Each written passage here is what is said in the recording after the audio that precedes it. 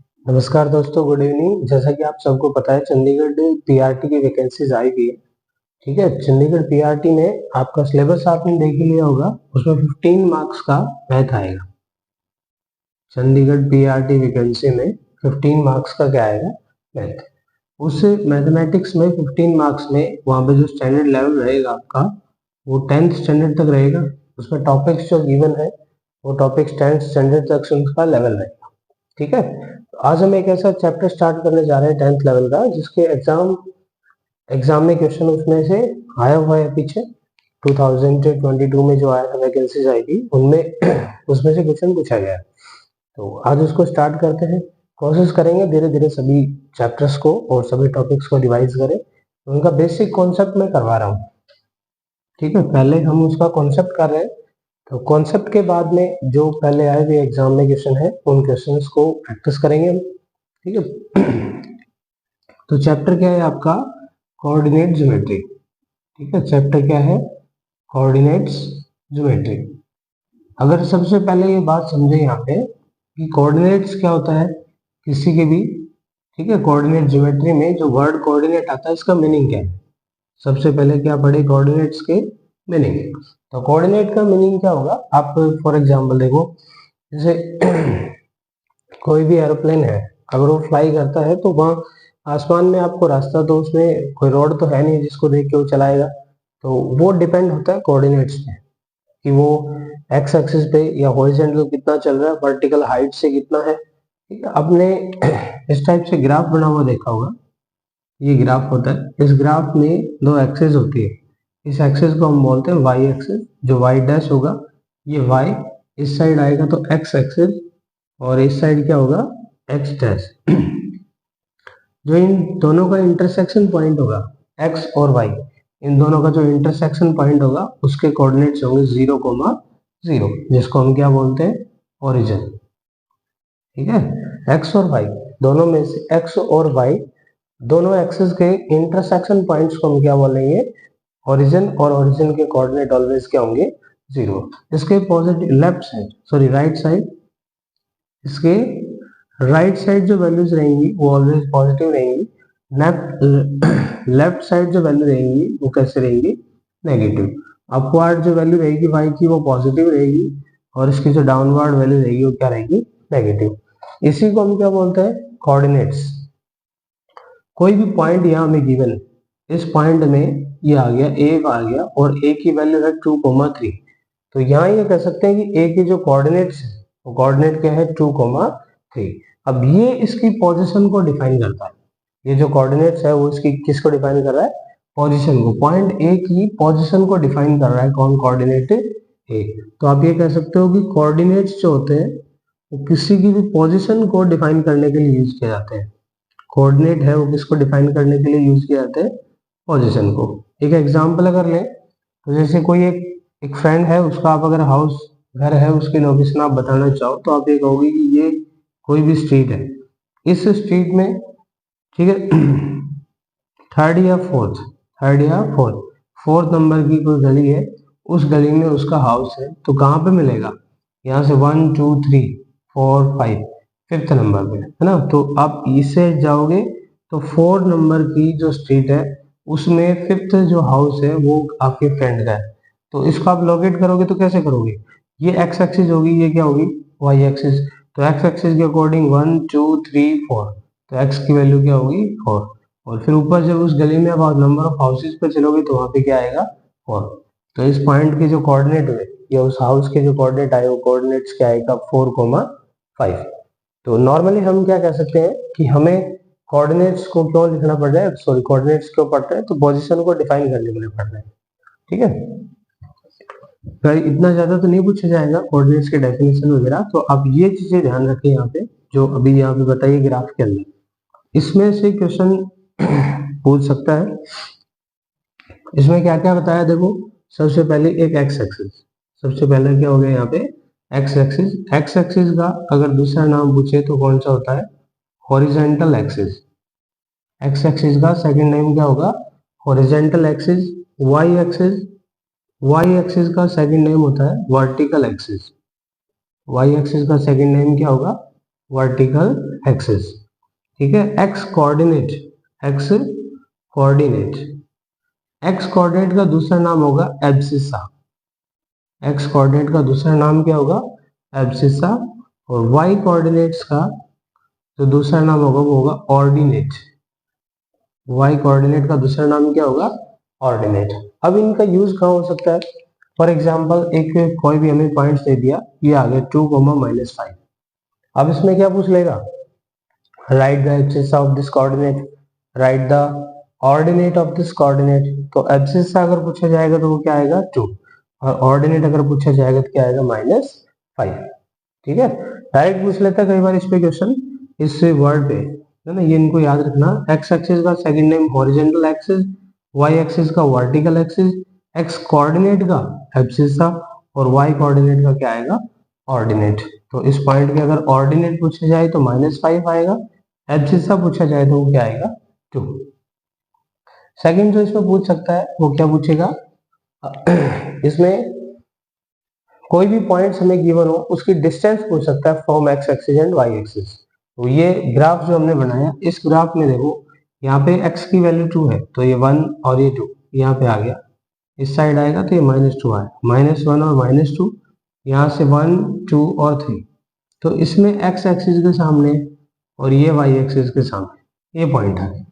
तो इस पॉइंट में अगर ये पूछा जाए कि इस A पॉइंट की जो पोजीशन है वो x एक्सिस से कितना डिस्टेंस पे है, तो देखो x एक्सिस से यहाँ ये डिस्टेंस है इसकी, ठीक है ना, हाइट जो इसकी परपेंडिकुलर हाइट होगी ये इसकी डिस्टेंस मानी जाएगी। तो वो क्या होगा 1 2 और 3 यूनिट डिस्टेंस पे, तो वो किसकी वैल्यू है y की।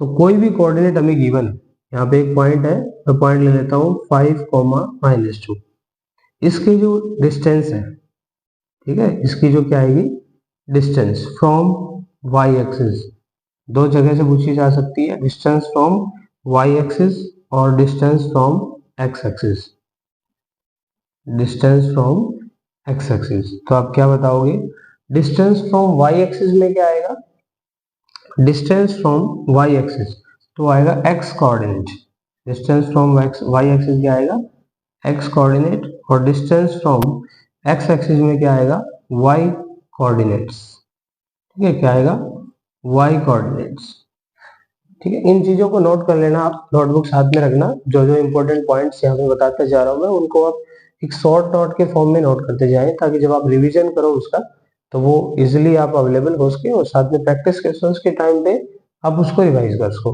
ठीक है। तो अभी तक जो इसमें इंपॉर्टेंट था, जो चीजें आपके एग्जाम में डायरेक्ट क्वेश्चन पुट अप होते हैं जहाँ से, या फिर कह सकते हैं डायरेक्ट एमसीक्यू वगैरह में ज्यादा पूछे जाते हैं, उसमें सबसे पहला यहाँ ये बहुत नॉर्मल क्वेश्चन है, coordinate of origin, coordinate of origin जो आएगा 0,0, राइट साइड पॉजिटिव होगा, left side negative X axis में, अपवर्ड में Y axis positive, downward negative, ठीक है। कोई भी जो कोऑर्डिनेट होगा उसका यूज क्या होता है, पोजीशन को डिफाइन करता है।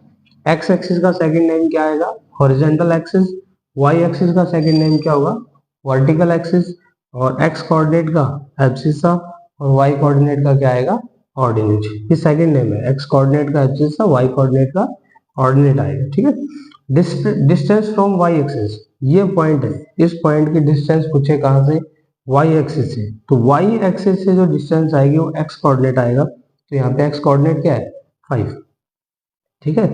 तो इस पॉइंट की अगर वाई एक्सिस से डिस्टेंस पूछी जाए तो 5 आएगा, और अगर एक्स एक्सिस से डिस्टेंस पूछी जाए तो वाई कोऑर्डिनेट आएगा, distance from X axis is Y coordinate, तो इस पॉइंट पे वाई कोऑर्डिनेट क्या है -2, but distance can never be negative, तो इसका आंसर क्या आएगा 2 आएगा, ठीक है। तो इसमें डायरेक्ट क्वेश्चन जो पुट होता है, इसमें जो डायरेक्ट क्वेश्चन पुट होता है किसी भी कोऑर्डिनेट्स की डिस्टेंस के लिए, जैसे मान लो मैं यहाँ पे लिखता हूँ एग्जाम्पल 2 और -3, तो इस पॉइंट की एक्स एक्सिस से डिस्टेंस क्या होगी y होगा, तो y में क्या है -3, बट जो डिस्टेंस है वो नेगेटिव नहीं हो सकता, तो आंसर क्या आएगा 3, और डिस्टेंस फ्रॉम एक्स एक्सिस तो आ गया 3, डिस्टेंस फ्रॉम y एक्सिस तो वो क्या आ जाएगा 2, ठीक है ना। आपको सिंपल क्या याद रखना है, एक्स एक्सिस से डिस्टेंस होगा y कोऑर्डिनेट होगा, और y एक्सिस से जो डिस्टेंस होगा वो x कोऑर्डिनेट होगा, ठीक है।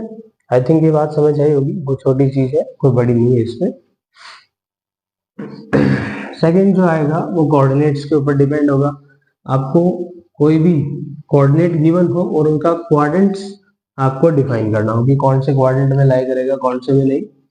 तो मैं कुछ एग्जांपल्स लिखा हूं यहाँ पे, 1 -5 2 6 -3 7 -4 -5, ठीक है, 0 7 7 2 और 3 0 0 0 और शायद कोई बचा नहीं है, आई थिंक आ जाएगा इनमें सब, एक बार चेक कर लेते हैं ना। तो ये पॉइंट्स हमारे पास, ये पॉइंट ए हो गया, ये बी, ये सी, ये डी, ई, एफ, जी और यहाँ पे क्या आ गया, एच। इन सब का हम क्या फाइंड आउट करना चाह रहे हैं, क्वाड्रेंट फाइंड आउट करना चाह रहे हैं। तो देखो क्वाड्रेंट फाइंड आउट करने के लिए आपको उसको क्रैमिंग करने की, रट्टा मारने की जरूरत नहीं है। ये इसका ओरिजिन हो गया, तो ओरिजिन के कोऑर्डिनेट्स जो होंगे वो ऑलवेज क्या होंगे, 0 0। जहाँ पे x भी 0 आ जाए, y भी 0 आ जाए, उसको हम क्या बोलते हैं, ओरिजिन। और ओरिजिन के कोऑर्डिनेट्स क्या आएंगे, 0 0। तो ये जो पॉइंट h है वो तो डायरेक्ट ही क्या हो जाएगा, ओरिजिन पे हो जाएगा, क्योंकि इसके कोऑर्डिनेट्स क्या हो गए, 0 0 हो गया। सेकंड देखो, अब यहाँ पे x जो है वो पॉजिटिव मिलेगा और y है वो भी क्या मिलेगा, पॉजिटिव। मतलब फर्स्ट क्वाड्रेंट में दोनों पॉजिटिव होंगे। फिर यहाँ पे y क्वाड्रेंट में, सॉरी इस साइड आएगा तो ये x क्वाड्रेंट नेगेटिव, x की वैल्यू नेगेटिव आएगी और यहाँ y की वैल्यू क्या है, पॉजिटिव। तो सेकंड क्वाड्रेंट में x नेगेटिव आएगा और y पॉजिटिव आएगा। सेकंड क्वाड्रेंट में x नेगेटिव और y पॉजिटिव, ठीक है। थर्ड क्वाड्रेंट में देखें तो x भी माइनस का और y भी माइनस का। फोर्थ क्वाड्रेंट में देखें तो x प्लस का और y माइनस का। तो आप इसको किससे डिफाइन करोगे, साइन से ही चेक कर ले, वैल्यू चेक नहीं करनी। जैसे मान लो ये क्वाड्रेंट बन जाए, आप कोई भी दो पेन, फॉर एग्जांपल जैसे कि आप ये भूल जाओगे ना उस टाइम पे कि कौन सा फर्स्ट है कौन सा सेकंड, आप डायरेक्ट ऐसे मार्कर को या पेन को ऐसे पकड़ो, ठीक है, ऐसे जैसे मैंने लिया। अब इस साइड ये आपका राइट हैंड है, इस टाइप जो राइट साइड आएगी, तो राइट में ये first quadrant, second, third, fourth, ऐसे रोटेशन होगा ना, फर्स्ट सेकंड थर्ड फोर्थ, इस टाइप से रोटेट करेगा। तो ये पॉजिटिव, अब पेन रख के देख लो उस टाइम पे ना, ये प्लस का ये प्लस का, तो यहाँ जो आएगा दोनों पॉजिटिव आएगा। इस साइड x नेगेटिव है, y पॉजिटिव है, तो यहाँ पे माइनस का x और y प्लस का, यहाँ पे दोनों नेगेटिव थर्ड क्वाड्रेंट में। फोर्थ क्वाड्रेंट में x प्लस का है और y किसका है, माइनस का, तो x प्लस y और माइनस, ठीक है। उसको आप साइन, ओनली साइन चेक कर ले केवल, उससे ज्यादा चेक करने की जरूरत नहीं है। अब यहाँ साइन चेक करें तो देखो x प्लस का और y माइनस का, x प्लस का और y माइनस का, तो कौन सा क्वाड्रेंट आ गया, फोर्थ क्वाड्रेंट, ठीक है। या दोनों पॉजिटिव है, दोनों पॉजिटिव है तो कौन सा क्वाड्रेंट आएगा, फर्स्ट क्वाड्रेंट आएगा।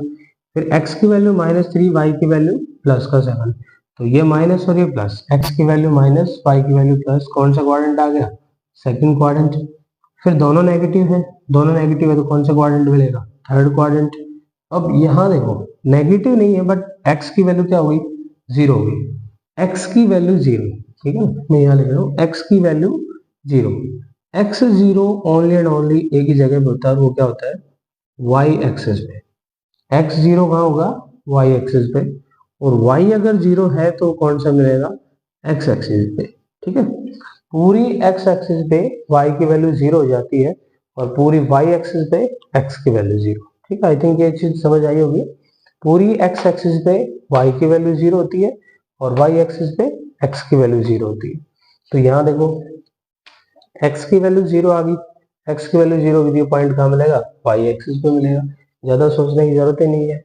इस पूरी y एक्सिस में x की वैल्यू क्या आएगी, 0, और इसी तरह इस पूरी x एक्सिस में y की वैल्यू क्या रहेगी, 0। तो अब यहाँ पे x की वैल्यू 0 है तो ये पॉइंट कहाँ मिलेगा हमें, y एक्सिस के ऊपर मिलेगा, ये किसी भी क्वाड्रेंट में नहीं होगा, ये पॉइंट किसी भी क्वाड्रेंट में लाई नहीं करेगा, ये किस पे आएगा, केवल y एक्सिस पे आएगा। इसको देखें तो दोनों पॉजिटिव है, फर्स्ट क्वाड्रेंट मिलेगा। यहाँ पे देखें तो x की वैल्यू 3, y की वैल्यू 0, y की वैल्यू 0 होगी तो ये पॉइंट किस पे आएगा, x एक्सिस पे। हम ये पहले बता चुके हैं, ये पॉइंट्स कहाँ मिलेगा हमें, ओरिजिन में मिलेगा, ठीक है। तो ये जो हमने चेक किया, क्या चेक किए, क्वाड्रेंट, ठीक है ना, QUADRNT, क्वाड्रेंट। क्वाड्रेंट चेक करने के लिए हम इन सब का यूज करते हैं, ठीक है। आई थिंक समझ आया होगा। कोई डाउट इसमें हो तो आप कमेंट करके इसमें पूछ सकते हो। नेक्स्ट जो टॉपिक स्टार्ट करते हैं, अभी तक जो मैंने बताया है ना, क्वाड्रेंट्स बताए, एक्स एक्सिस का दूसरा नाम, वाई एक्सिस का दूसरा नाम, ये जो भी चीजें मैंने बताई ये सभी 8th या 9th से रिलेटेड है। ठीक, यहाँ पे आप क्वाड्रेंट्स वगैरह है वो 8th में ज्यादा पूछे जाते हैं, 7th में बहुत कम यूज है इसका, 8th में क्वाड्रेंट्स ज्यादा पूछे जाते हैं, बाकी कोऑर्डिनेट्स जो है वो 9th में भी यूज हो रहा है। अब हम करते हैं इसमें 10th से जो रिलेटेड है, जो एग्जाम में मेन आया है। मैंने पीछे का जो क्वेश्चन देखा था उसमें जो क्वेश्चन आया हुआ है वो 10th से रिलेटेड है। तो एक बार 10th में जितना भी कॉन्सेप्ट है हम वो पूरा रिवाइज कर रहे हैं, क्योंकि कोऑर्डिनेट सिमेट्री 9th में इतनी ज्यादा नहीं है, उसमें खाली कोऑर्डिनेट्स पूछेगा, या फिर उसमें एक्स एक्सिस, वाई एक्सिस, ये एक्स का सेकंड नेम एब्सिसा है ना, वाई का सेकंड नेम ऑर्डिनेट्स, यही ज्यादा पूछता है। जो मेन कॉन्सेप्ट है कोऑर्डिनेट ज्योमेट्री का, ये कह सकते हैं ज्यादा डीपली है, वो 10th में है। तो उसमें हम स्टार्ट करते हैं आज। पहला 3 चीजें देखो 10th क्लास के अंदर जो कोऑर्डिनेट ज्योमेट्री में है वो 3 कॉन्सेप्ट है। पहला जो कॉन्सेप्ट है वो है डिस्टेंस फार्मूला। पहला कॉन्सेप्ट क्या है? Distance formula. सेकंड जो कॉन्सेप्ट है वो है सेक्शन फार्मूला। सेक्शन क्या है? फार्मूला। और थर्ड जो आएगा वो आएगा area of triangle. Area of triangle. इसी के अंदर एक आप ये भी कह सकते हो फोर्थ में mid point formula. Mid point formula. I think in पे डिपेंड जो क्वेश्चंस बनते हैं या इस पे डिपेंड जो कॉन्सेप्ट है उससे बाहर नहीं आना चाहिए ना, क्योंकि 10th क्लास तक यहाँ तक काफी है। अगर कोऑर्डिनेट ज्योमेट्री की बात करें तो इस कॉन्सेप्ट को अगर हम पूरा पढ़ लेते हैं, पीछे जो किया वो 8th और 9th से रिलेटेड था, उसमें कुछ और भी अगर होगा, जैसे कुछ क्वेश्चंस के अकॉर्डिंग आएगा तो वो प्रैक्टिस टाइम जो क्वेश्चन करेंगे उनमें पता लग जाएगा। बट अगर ये 4 टॉपिक्स हम क्लियर कर लेते हैं तो कोऑर्डिनेट ज्योमेट्री से आई थिंक कुछ भी नहीं बचेगा जो एग्जाम में पूछा जाए और हमें ना आता हो।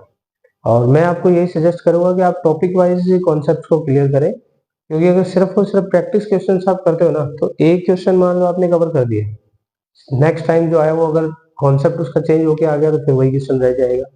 तो एक बारे में एक टॉपिक को आप क्लियर कर लें, उसके बाद उस पर डिपेंड कितने भी क्वेश्चन है उनको प्रैक्टिस करें, ज्यादा बेटर रहेगा ये। ठीक है, आज हम सबसे पहले किसके बारे में पढ़ रहे हैं? Distance formula. एक्चुअल में ये चारों के चारों फॉर्मूले हैं, इन पे डिपेंड क्वेश्चन डायरेक्ट आ भी जाते हैं और इनके आगे कॉन्सेप्ट है वो हम पढ़ेंगे। तो डिस्टेंस फार्मूला क्या होता है, कब यूज होता है? ये कोई कोऑर्डिनेट ज्योमेट्री हमारे पास, कोऑर्डिनेट ज्योमेट्री मतलब ग्राफ। तो ये ग्राफ आ गया, यहाँ पे होगी एक्स एक्सिस, ये हो गया क्या? Y axis.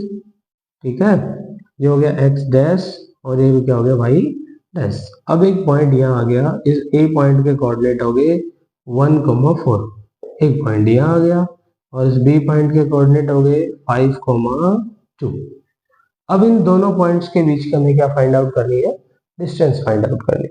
ठीक है, इन दोनों पॉइंट्स की बीच की डिस्टेंस फाइंड आउट करने के लिए हम जिसका यूज करते हैं उसको हम बोलते हैं डिस्टेंस फॉर्मूला। उसको हम क्या बोलते हैं? Distance formula. तो वो डिस्टेंस फॉर्मूला ही यहाँ पे इन दोनों पॉइंट्स के काम आएगा, डिस्टेंस फाइंड आउट करने के काम आएगा। इस पॉइंट को मैंने ए लिया, इसको बी, तो डिस्टेंस फॉर्मूला यहाँ से क्या हो जाएगा? ठीक, देखो क्या होगा? x2 माइनस x1 इसका square plus y2 minus y1 इसका स्क्वायर, ये इसका फॉर्मूला रहेगा। अगर आप बाय मिस्टेक इस x2 माइनस x1 की जगह x1 माइनस x2 भी कर देते हो और यहाँ पे y2 माइनस y1 की जगह y1 माइनस y2 भी कर देते तो भी कोई ज्यादा इफेक्ट नहीं पड़ेगा, है ना? क्वेश्चन गलत नहीं होगा। क्यों नहीं होगा? क्योंकि पूरे के ऊपर क्या लगा हुआ है? स्क्वायर लगा हुआ है। और जब भी किसी टर्म के ऊपर स्क्वायर होता है, नेगेटिव हो या पॉजिटिव हो, आप उसका स्क्वायर करोगे तो वो टर्म ऑलवेज क्या आएगी? पॉजिटिव आएगी। ठीक है, इसको इस एग्जांपल के थ्रू फाइंड आउट करके देखते हैं। तो ए बी, यहाँ पे x2 की वैल्यू क्या होगी? ये ए के जो कोऑर्डिनेट्स हैं वो है 1,4 और बी के जो कोऑर्डिनेट है वो है 5,2। तो ये तो हो गया x1, ये हो गया y1, ये x2 और ये y2। कोऑर्डिनेट्स की वैल्यू पुट करेंगे तो x2 की वैल्यू क्या आएगी? 5, x1 की वैल्यू 1 और इसका स्क्वायर y2 की वैल्यू 2 और y1 की वैल्यू 1, और इस पूरे का क्या करेंगे, स्क्वायर करेंगे। इसको सोल्व किया तो ये आएगा 5 माइनस 1 क्या हो जाएगा 4, इसका स्क्वायर, 2 माइनस 1 क्या हो जाएगा 1 और इसका स्क्वायर, तो 4 का स्क्वायर क्या हो जाएगा 16 प्लस 1 का स्क्वायर 1, तो 16 प्लस 1 कितना हो जाएगा √17। तो इसमें जो ए बी की डिस्टेंस आ गई वो क्या आएगी √17 यूनिट। ठीक है, कोई बड़ा क्वेश्चन नहीं है, बिल्कुल सिंपल सी चीजें। देखो x2 माइनस x1 इसका whole square plus y2 minus y1 इसका होल स्क्वायर, तो ये आ जाएगा x2 की वैल्यू 5 माइनस 1 प्लस ये y2 की वैल्यू ऊपर 2, तो 2 आ जाएगा, फिर माइनस, फिर ये y1, तो ये y1 की वैल्यू यहाँ पे क्या होगी, एक मिनट शायद मैंने मिस्टेक कर दी यहाँ पे x2 की वैल्यू 5 ये माइनस 1, y2 की वैल्यू यहाँ पे 2 है और यहाँ पे 2 नहीं है 4 है, सॉरी 4 में से 2 माइनस करेंगे तो ये माइनस का 2 आएगा और उसका स्क्वायर करेंगे, तो 2 का स्क्वायर यहाँ पे क्या हो जाएगा 4, और 16 प्लस 4 क्या आ जाएगा 20 यूनिट्स इसके क्या आ जाएगी डिस्टेंस आ जाएगी। तो यहाँ पे वैल्यू पुट करो और वैल्यू पुट करने के बाद इसका आंसर मिल जाएगा। ठीक है, और एक एग्जांपल करते हैं, देखो इसी का डिस्टेंस फॉर्मूले का ही। इसमें माइनस प्लस का थोड़ा ध्यान रखना ना, क्योंकि माइनस प्लस में मिस्टेक्स होने के चांसेस ज़्यादा होते हैं, बट अगर आप प्रैक्टिस करोगे अच्छे से 5, 7, 10 क्वेश्चन सॉल्व करोगे तो वो हो जाएगा इजिली। एक पॉइंट लेता हूँ मैं जिसमें P पॉइंट है उसके कोऑर्डिनेट है -1 और 3, और Q पॉइंट है जिसके कोऑर्डिनेट है 4, -5। ये दो कोऑर्डिनेट्स ले लिए, इन दोनों के बीच की डिस्टेंस फाइंड आउट करना है, तो पहले को x1 मान लो, दूसरे को y1, ये x2 हो जाएगा और ये क्या हो जाएगा y2। डिस्टेंस फॉर्मूला अप्लाई करेंगे इसके ऊपर, तो डिस्टेंस फॉर्मूला वही x2 माइनस x1 इसका whole square plus y2 minus y1, और इस पूरे का भी क्या आएगा स्क्वायर आएगा। यहाँ पे x2 की वैल्यू बताओ क्या आएगी, ठीक है बोलो, x2 की वैल्यू 4 और x1 की माइनस का 1 पूरे का स्क्वायर। अब ये देखो ब्रैकेट क्यों लगा यहाँ पे, यहाँ वैल्यू क्या है x2 की 4 आ गई, अब ये जो माइनस का साइन है ये वाला ये इस फॉर्मूले का है, फिर x1 की वैल्यू -1 है तो इसके बाद में माइनस का 1 पुट किया, दो साइन कभी भी एक साथ नहीं आते इसलिए ब्रैकेट लग गया, पूरे के ऊपर स्क्वायर आ गया। अब y2 की वैल्यू क्या है ऊपर माइनस का 5, फिर माइनस y1 की वैल्यू क्या है यहाँ पे 3 और इसका स्क्वायर हो गया। अब ये आ जाएगा यहाँ पे 4 माइनस माइनस प्लस 1 इसका स्क्वायर, माइनस का 5 और माइनस का 3 दोनों ऐड होंगे, माइनस का 8 इसका स्क्वायर आ जाएगा। जब दोनों टर्म माइनस की होंगी नेगेटिव होंगी तो दोनों का ऐड होगा, साइन उनमें जो दोनों का सेम है तो वही आएगा, और अगर सब्ट्रैक्ट हो रही हो तो एक माइनस का एक प्लस का होगा, और उसमें जो बिग टर्म का साइन है वो आ जाएगा।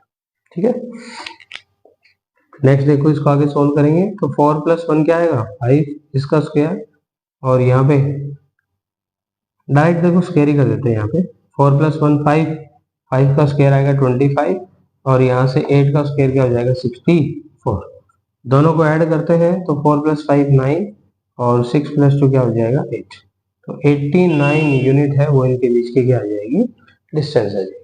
ठीक है, आई थिंक ये क्लियर हुआ होगा आपके डिस्टेंस फॉर्मूला। इस डिस्टेंस फॉर्मूले से क्वेश्चन सॉल्व करना आपको आने चाहिए, ये सॉल्व होंगे तो फिर इसके ऊपर आगे बेस्ड जो क्वेश्चन है वो हम सॉल्व कर पाएंगे, बट ये कंपल्सरी है ना, डिस्टेंस फॉर्मूले की बात जब भी आएगी आपको इस टाइप से डिस्टेंस फाइंड आउट करना कंपल्सरी है, इंपॉर्टेंट है। ठीक है, अब इसमें इससे आगे देखो, अभी तक मैंने सिर्फ क्या बताया आपको डिस्टेंस फॉर्मूला बताया कि अकॉर्डिंग टू डिस्टेंस फॉर्मूला हम दो पॉइंट्स के बीच के डिस्टेंस फाइंड आउट कैसे करते हैं, बट अब इस डिस्टेंस फॉर्मूले पे क्या क्या कॉन्सेप्ट पूछा जाएगा वो देखो।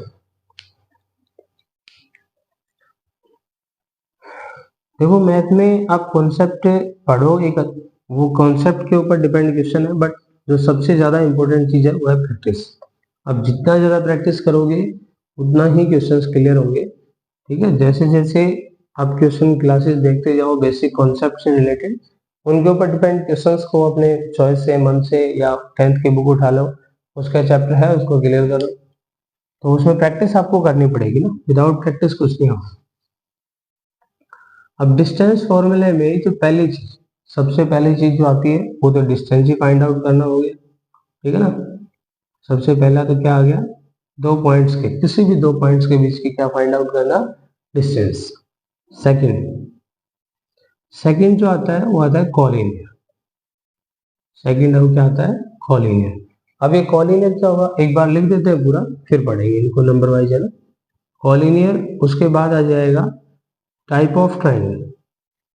क्या आ जाएगा, type of triangle, type of triangle. Fourth जो आएगा वो आएगा type of quadrilateral, type of quadrilateral, type of quadrilateral.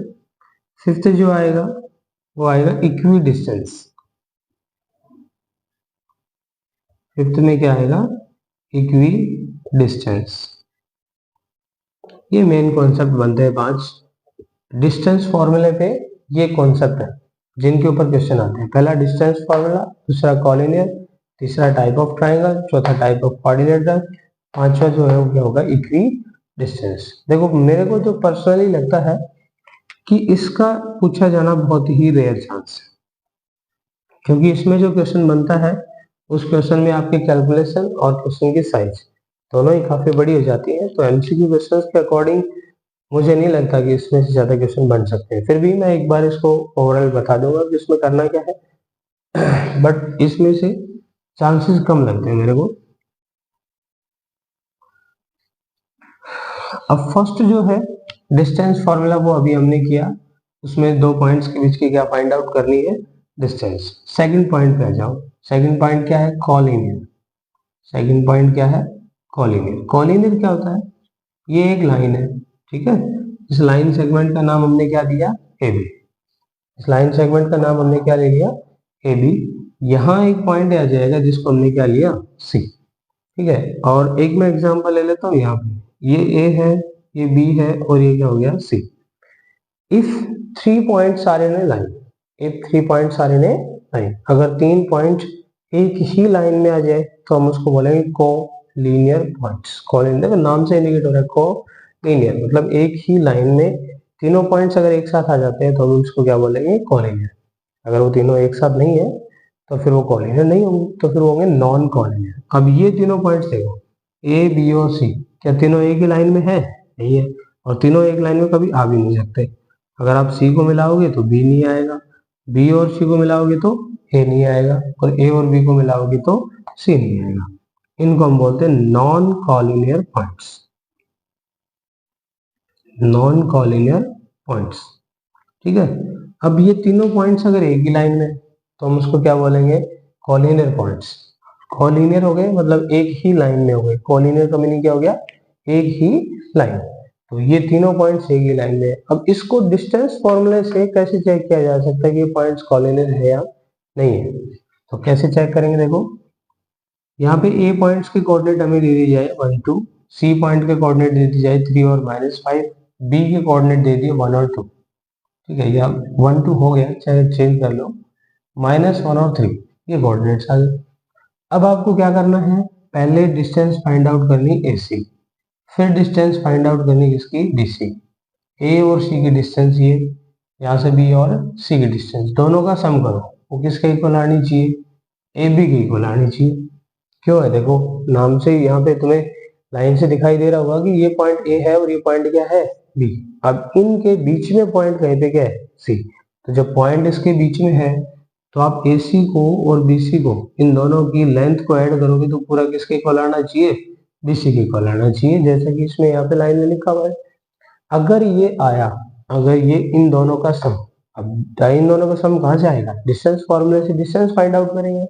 पहले किसकी कर लें, एसी की, फिर बीसी की, फिर एबी की।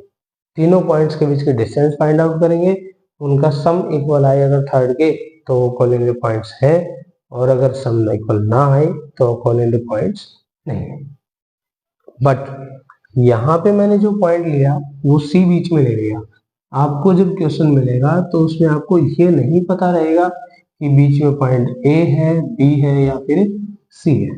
जब क्वेश्चन आएगा तो डायरेक्ट ऐसे गिव में जो पॉइंट आएगा, जैसे हम पॉइंट ले लेते हैं, पी पॉइंट हमने लिया 5, -3, क्यू पॉइंट हमने लिया यहाँ पे 1, 2, और आर पॉइंट ले लिया 3, -2, कोई भी पॉइंट आप ले सकते हो, ठीक है।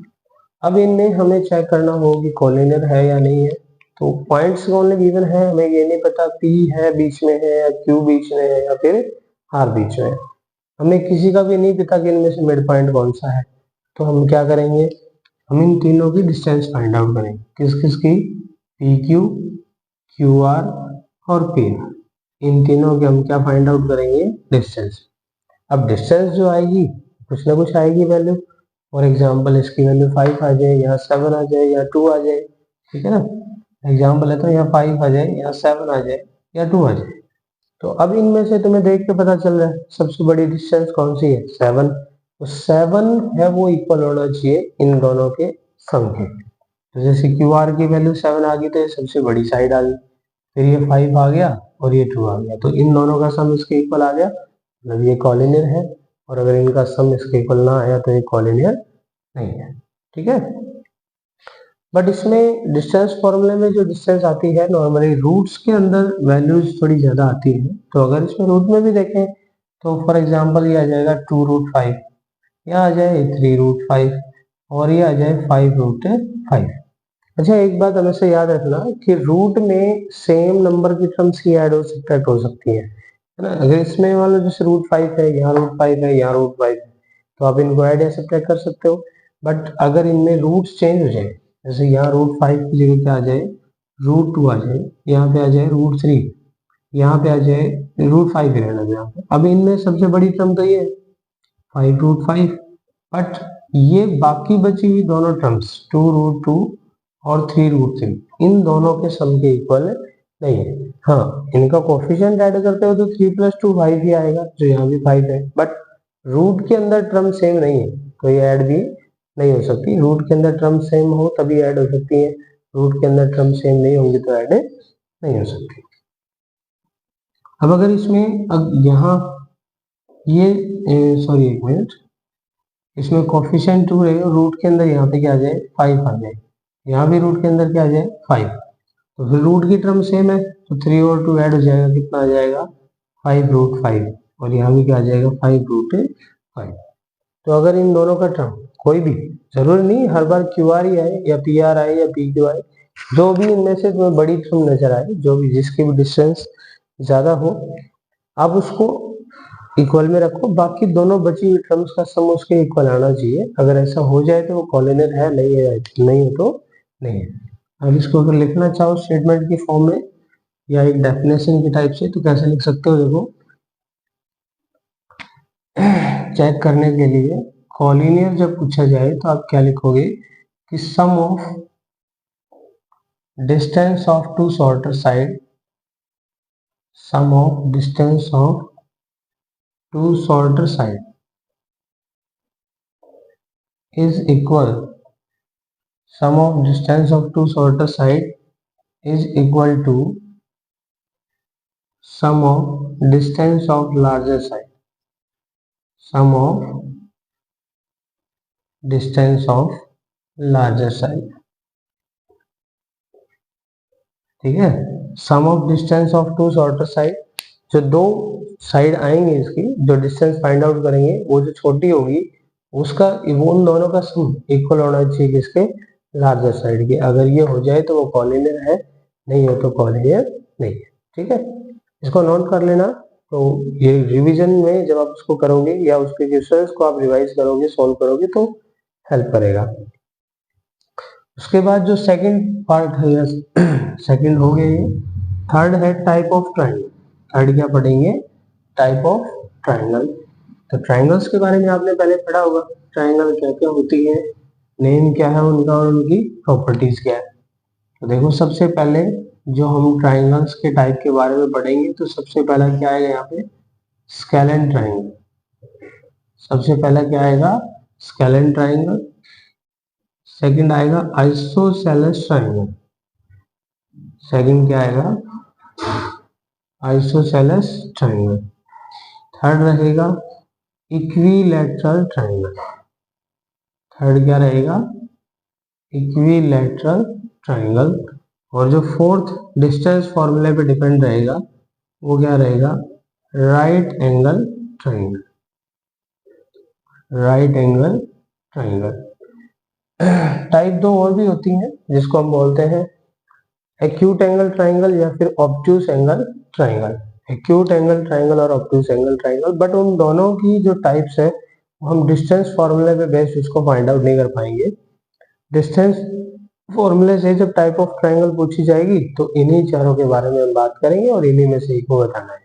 या तो ये पूछ सकता है कि write the type of triangle, या फिर क्या पूछ सकता है कि check whether the given triangle या given coordinates is a vertices of a scalene triangle और नॉट, है ना, वैसे आइसोसेलेस ट्राइंगल और नॉट, और इक्विलैटरल ट्राइंगल और नॉट। बट ये क्वेश्चन आता था, आई थिंक इजी है और बहुत आसानी से इसको सॉल्व कर सकते हैं। तो स्केलेन ट्राइंगल जब आएगा तो क्या पूछा जाए, सॉरी कैसे चेक करेंगे। स्केलेन ट्राइंगल में ऑल साइड्स क्या होती है, डिफरेंट होती है। स्केलेन ट्राइंगल में क्या होती है, all sides different. Isosceles triangle में क्या होगा, two sides are equal, two sides are equal, कोई भी टू साइड्स है वो इक्वल होगी। इक्विलैटरल ट्राइंगल में क्या होगा, all sides are equal, all sides are equal, ठीक है। तो आप तीनों पॉइंट्स के बीच की डिस्टेंस फाइंड आउट करोगे। जैसे ए बी और सी आ गया, मान लो कोऑर्डिनेट्स गिवन है इनके, तो पहले ए बी फाइंड आउट करेंगे, फिर डी सी, फिर ए सी, तीनों पॉइंट्स की डिस्टेंस फाइंड आउट करेंगे, ए बी बी सी और ए सी। तीनों पॉइंट्स की डिस्टेंस फाइंड आउट करने के बाद अगर वो तीनों की डिस्टेंस डिफरेंट है, ए बी आया, बी सी आया और ए सी, तीनों में डिस्टेंस है वो डिफरेंट है, सेम ना हो, तो हम उसको क्या बोलेंगे, वो कैसी ट्राइंगल है, स्केलेन ट्राइंगल है, ठीक है। अब उसमें टाइप लिख दोगे, it is a type of scalene triangle. अगर वो आइसोसेलेस ट्राइंगल आएगी तो उसमें कोई भी दो साइड, जरूरी नहीं वो ए बी और बी सी हो, कुछ भी हो सकता है, ए बी इक्वल हो सकता है बी सी के, बी सी इक्वल हो सकता है ए सी के, ठीक है। या कोई भी इन तीनों में से कोई भी अगर दो साइड उसके इक्वल आ जाए तो हम उसको क्या कहेंगे, आइसोसेलेस ट्राइंगल। नेक्स्ट क्या है, equilateral triangle, if all sides are equal, अगर सभी साइड इक्वल आ जाए तो इक्विलैटरल ट्राइंगल रहेगी। Last but important, right angle triangle. यहाँ हमें उसके ऊपर पाइथागोरस थ्योरम अप्लाई करके देखना पड़ेगा। हाइपोटेनियस का square is equal to base का स्क्वायर प्लस परपेंडिकुलर का स्क्वायर, ये चेक करना पड़ेगा। अगर इसको सेटिस्फाई करता है तो राइट ट्राइंगल है, नहीं करता है तो नहीं है। और चेक कैसे करेंगे, जो भी यहाँ पे सबसे बड़ी साइड आएगी, सबसे बड़ी डिस्टेंस आएगी, उसका स्क्वायर बाकी दोनों बची हुई टर्म के स्क्वायर के इक्वल आना चाहिए। एग्जाम्पल अगर मान लो मेरे हो तो एक आ जाए √52, एक आ जाए √2, एक आ जाए √50, तो इनमें से बड़ी कौन सी, ये वाली, तो √52 का स्क्वायर इक्वल आना चाहिए √2 के स्क्वायर के प्लस में √50 के स्क्वायर।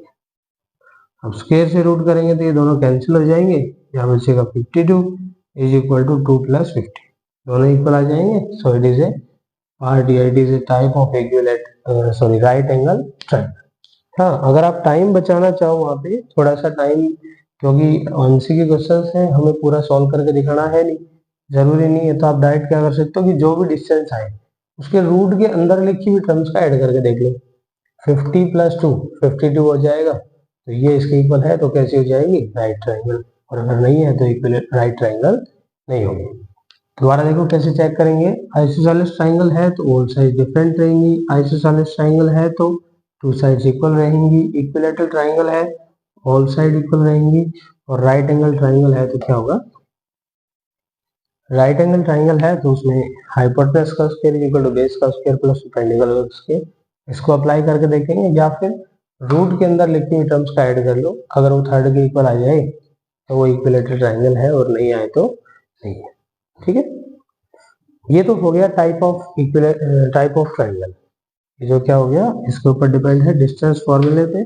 इन सभी क्वेश्चनों में जो अब तक मैंने बताया, सभी में पहले डिस्टेंस फाइंड आउट करना, उसके बाद इनको चेक करना है।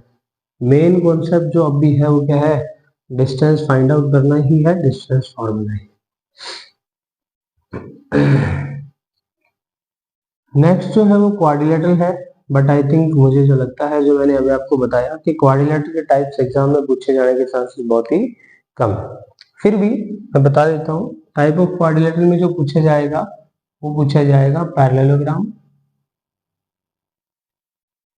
अगर इसमें से पूछा जाता है तो सबसे पहला बनता है पैरेललोग्राम, फिर बनता है रेक्टेंगल, फिर क्या बनता है रेक्टेंगल, फिर बनता है स्क्वायर और फिर बनता है रोम्बस, फिर क्या बनता है रोम्बस। पैरेललोग्राम में जो बनेगा क्वाड्रिलेटरल इस टाइप से आएगा। तो यहाँ पे अब ये क्वाड्रिलेटरल है तो इसके 4 पॉइंट्स होंगे, 4 पॉइंट्स होंगे तो इसके कोऑर्डिनेट भी 4 होंगे, तो डिस्टेंस भी 4 टाइम फाइंड आउट करनी होगी। A B B C C D और डी, इन चारों के बीच की डिस्टेंस फाइंड आउट करनी होगी। डिस्टेंस फाइंड आउट करने के बाद देखेंगे अगर चारों इक्वल है तो या तो स्क्वायर होगा या फिर रोम्बस, इन दोनों में से एक होगा। अगर अपोजिट साइड इक्वल है तो या तो पैरेललोग्राम होगा या फिर रेक्टेंगल, क्योंकि इनकी प्रॉपर्टीज आपको पता है। Parallelogram all side opposite side equal होती है, रेक्टेंगल में भी अपोजिट साइड इक्वल होती है, स्क्वायर और रोम्बस दोनों में ऑल साइड इक्वल होती है। तो इनके बीच की डिस्टेंस फाइंड आउट करें, अगर ये इक्वल मिल जाए तो फिर वो क्या होगा स्क्वायर या फिर रोम्बस में से एक होगा। अगर अपोजिट साइड इक्वल आ जाए तो पैरेललोग्राम और रेक्टेंगल में से एक होगा। बट अब ये कैसे पता चले कि वो स्क्वायर है या रोम्बस है, पैरेललोग्राम है या रेक्टेंगल है? तो इसमें डायगोनल जो होगा इसका AC और BD, डायगोनल भी इक्वल आना चाहिए। AC है वो किसके इक्वल होना चाहिए, BD। जिसमें डायगोनल्स इक्वल आ जाए और ऑल साइड इक्वल आ जाए, डायगोनल्स इक्वल आ जाए और ऑल साइड क्या आ जाए इक्वल, वो स्क्वायर होता है। और जहाँ पे डायगोनल इक्वल आ जाए और अपोजिट साइड इक्वल आ जाए वो उसमें क्या होगा रेक्टेंगल। अपोजिट साइड इक्वल आ जाए तो क्या कहलाएगा रेक्टेंगल। ठीक है, डायगोनल इक्वल ना आए तो पैरेललोग्राम, और यहाँ अगर डायगोनल इक्वल ना आए तो रोम्बस। बट ये मुझे नहीं लगता ज्यादा पूछेगा, तो इसमें 6 टाइम डिस्टेंस फॉर्मूला यूज करना पड़ेगा और MCQ क्वेश्चंस में इतना ज्यादा लेंथी क्वेश्चन आएगा नहीं। नेक्स्ट बात करते हैं इक्वी डिस्टेंस। अब इक्वी डिस्टेंस जैसा कि ये नाम से ही इंडिकेट हो रहा है, ठीक है ना, इक्वी डिस्टेंस मतलब इक्वल डिस्टेंस। इक्वी डिस्टेंस को अगर हम पार्ट्स में डिवाइड करें तो क्या बनता है इक्वल प्लस डिस्टेंस। कोई भी जो दो कोऑर्डिनेट्स, तीन कोऑर्डिनेट्स हमें गिवन होंगे, उनकी जो डिस्टेंस है आपस में वो इक्वल है। ठीक है, कैसे करते हैं देखो, जैसे पॉइंट A आ गया और इन दोनों की डिस्टेंस इक्वल है, कहां से, पॉइंट B और C से। पॉइंट A की डिस्टेंस इक्वल, पॉइंट A मान लो हो गया 1,0, B हो गया 2,3, C हो गया -4,5। अब इसमें डायरेक्ट तो पूछेगा नहीं है ना, या फिर ये पूछ सकता है कि show that A is equi distance from B and C। क्या करोगे तुम बताओ, इक्वी डिस्टेंस बोल रहा है ना, तो अभी मैंने क्या बताया डिस्टेंस क्या होनी चाहिए इक्वल। तो इन दोनों की और इन दोनों की डिस्टेंस फाइंड आउट कर लो। अगर AB AC की इक्वल आता है then A is equal distance from B and C, और अगर इक्वल नहीं आता है तो वो उसका इक्वल डिस्टेंस पे नहीं होगा। ठीक है, इसमें कई बार जो चेंज करता है यहाँ पे x ले लेता है 1,x। अब बोलेगा find the value of x is a is equal if a is equal distance from b and c। हमें x की वैल्यू फाइंड आउट करनी। ऐसी कंडीशंस में हम करेंगे तो वही जो अभी मैंने बताया कि डिस्टेंस फाइंड आउट करके इक्वल पुट कर देंगे। बट डिस्टेंस फाइंड आउट करने के लिए आपको पता है क्या लगेगा डिस्टेंस फॉर्मूला, तो यहाँ पे डायरेक्ट लेके 1 - 2 1 - 2 x1 - x2 plus y2 - y1 या वहां से x - 3 है या x - 3, इसका उसके ये इक्वल आएगा किसके a, तो x2 की वैल्यू 1 और यहाँ पे माइनस का 4, इस पूरे का स्क्वायर, और ये वैल्यू आ जाएगी x - 5 और इस पूरे का स्क्वायर। यहाँ से करेंगे तो माइनस का 2 और प्लस का 1, तो माइनस का 1 इसका स्क्वायर, और ये आ जाएगा x स्क्वायर प्लस 3 का स्क्वायर 9 - 6x। ऐसा क्यों आया, a माइनस b के होल स्क्वायर की आइडेंटिटी लगेगी यहाँ पे, ठीक है ना, क्योंकि दोनों टर्म माइनस नहीं हो सकती, ये x है और ये माइनस का 3 है, दोनों को हम माइनस नहीं कर पाएंगे। जब सोल्व नहीं होती है तब इसके ऊपर आइडेंटिटी लगती है, तो ये 1 माइनस माइनस हो जाएगा प्लस का 5 इसका स्क्वायर, और इस पे भी सेम आइडेंटिटी लगेगी दोबारा, क्योंकि इसको भी सोल्व नहीं कर सकते। 5 और माइनस का आ जाएगा 10x। अब क्या करेंगे, ठीक है, ये स्क्वायर से ये सॉरी स्क्वायर रूट से स्क्वायर रूट कैंसिल हो जाएगा। यहाँ पे 1 का स्क्वायर 1, देखो एक्स स्क्वायर से एक्स स्क्वायर कैंसिल हो जाएगा। यहाँ पे क्या बचा 9 माइनस के 6x, 5 प्लस 1 6, 6 का 36, यहाँ पे बचा प्लस का क्या 25 और माइनस के 10x। आई थिंक अब आपको ये समझ आ गया होगा कि इसमें करना है, ठीक है ना, कॉन्स्टेंट टर्म एक तरफ और वेरिएबल एक तरफ। अगर ऐसा करते हैं देखो 9 प्लस 1 कितना हो जाएगा 10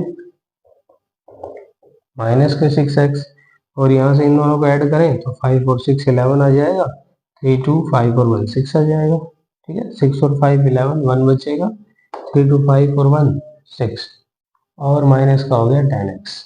अब इसको इस साइड ले आओ, 10 माइनस के 61, ये माइनस का 10x और प्लस का 6x हो गया। 61 में से 10 माइनस करेंगे, माइनस का 51 बचेगा, यहाँ माइनस का होल x, माइनस से माइनस कैंसिल, 51/4 किसकी वैल्यू आ गई x। लेकिन ऐसा कब होगा जब हमें क्वेश्चन में गिवन हो कि वो एक इक्वी डिस्टेंस है। इक्वी डिस्टेंस पे होगा और इस टाइप से वेरिएबल गिवन हो तो वेरिएबल की वैल्यू फाइंड आउट करने के लिए ऐसा करेंगे। बट अगर वेरिएबल ना हो, सिर्फ इतना पूछे कि find which of the given points या a point is equal distance from B and C, तब हम क्या करेंगे दोनों को डायरेक्ट पुट कर देंगे और वो चेक कर लेंगे। अगर लास्ट में आंसर दोनों सेम आ जाए तो इक्वी डिस्टेंस पे है, और नहीं आए तो नहीं है, ठीक है। आज जो हमने पढ़ा वो कौन सा पढ़ा, डिस्टेंस फॉर्मूला। अब इसके आगे जो बचे, ठीक है, इसके आगे जो बच गए डिस्टेंस फॉर्मूला के आगे, अब तक क्या क्या पढ़ा मैं दोबारा रिवाइज कर रहा हूँ। सबसे पहले सबसे पहले हमने पढ़ा ग्राफ।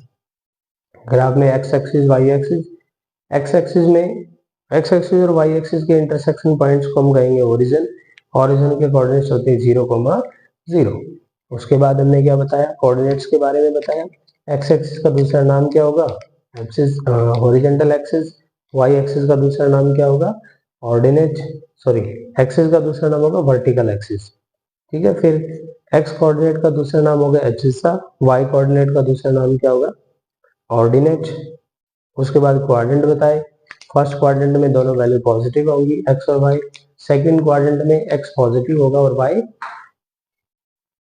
सेकंड जो क्वाड्रेंट आएगा उसमें x positive sorry x negative होगा, वाई पॉजिटिव होगा। देखो इस टाइप से मैंने बताया था, ये फर्स्ट क्वाड्रेंट, फिर इस साइड सेकंड, फिर ये थर्ड, फिर ये फोर्थ, तो यहाँ एक्स और वाई दोनों पॉजिटिव।